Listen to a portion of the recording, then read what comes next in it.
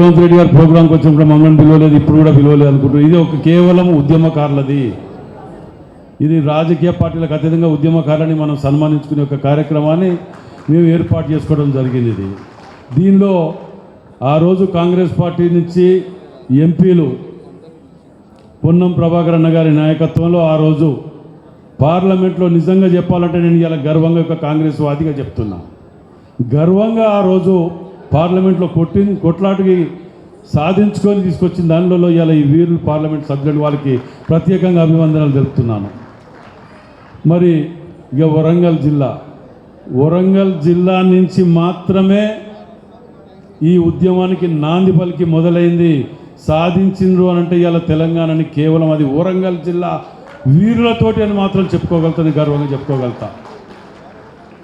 మరి ఇంతమందిని ఇలా చూస్తుంటే కడుపు నిండినంత ఆనందం అయితే నాకున్నది అబ్బాయి. ఇలా దీంతో ఇంతమంది ఎంపీలు మంత్రులు పెద్ద పెద్ద మనుషులు వీళ్ళందరూ కూడా చాలామందిని మర్చిపోయినాం. పొద్దుగాల 8 గంటలకి వెళ్ళి కూడా మర్చిపోయినాం, పొరపాటు అయిందన్న మీరు తప్పకుండా రావాలని ఆహ్వానించడం జరిగింది.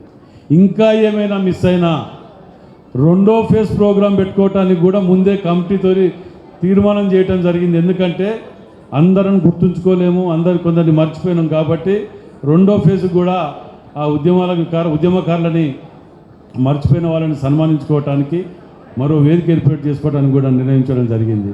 మరి ఇంతమందిని సన్మానించాలంటే నిమిషానికి ఒకరిని పెట్టినా 600 పేర్లు వచ్చినాయి. ఎన్ని గంటలు పడుతుందో మనకు తెలిసిన విషయం ఇదంతా. కాబట్టి దానికి కూడా ఒక సిస్టమ్ తీరుగా ఏర్పాటు చేసుకోవడం జరిగింది. ముఖ్యంగా మాకు కావాల్సింది మీ దగ్గర నుంచి ఆశించింది ఒకటే, అందరం కలిసి కుటుంబ సభ్యులు సహకరించుకొని ఒకరినొకరిని సంస్కరించుకోవటం, ఒకరినొకరిని గౌరవించుకోవటం. ఉద్యమకారులు జీవితంలో చరిత్రలో మర్చిపోలేని ఉద్యమకారు ఇది. మీ అందరినీ కూడా నిజంగా చెప్తున్నా, ప్రభుత్వం కడుపులో పెట్టుకొని చూసుకుంటుందని చెప్పి ప్రత్యేకంగా మనవి చేస్తున్నా.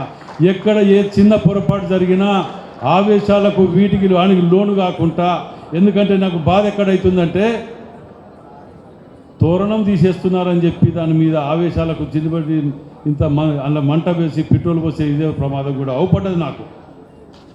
తోరణం గురించి మాట్లాడిన వ్యక్తులు కూడా నిజంగా కూడా ఒక్కటే అడుగుతాను, ఇవాళ మన మాజీ ముఖ్యమంత్రి గారు కిరణ్ కుమార్ రెడ్డి గారు చిరంజీవి గారు వచ్చినప్పుడు కాకతీయ ఉత్సవాలు నిర్వహించలేదని చెప్పి లొల్లి చేసి 2 కోట్లే ఇస్తారా 10 కోట్లు ఇవ్వాలని లొల్లి చేసిన వాళ్ళు మరో ఉద్యమం మాట్లాడుతుంటే బాధేస్తున్నది. 10 ఏళ్లలో కాకతీయ ఉత్సవాలు ఊసెందుకు ఎత్తలేదు, ఎందుకు వారి ఉత్సవాలను నిర్వహించలేదో కూడా జవాబు చెప్పాలి కదా మనకు. ఆ రోజు ఎందుకు ఉద్యమం చేయలేపలేదు? హనుమకొండ జోన్, వరంగల్ జోన్ తీసేసి భద్రాద్రి జోన్లోకి పోతుంటే చెయ్యని ఉద్యమం ఇవాళ ఉద్యమం అంటారు. అసలు తీసేస్తారా లేదా అనేది ఎవరు చెప్పిండ్రు? దాన్ని కొత్తగా రూపొందిస్తామని చెప్పి దాన్ని ఒకటి ఇచ్చేస్తున్నామని చెప్పి మాట్లాడితే దాని గురించి ఎన్నో తిరుగా.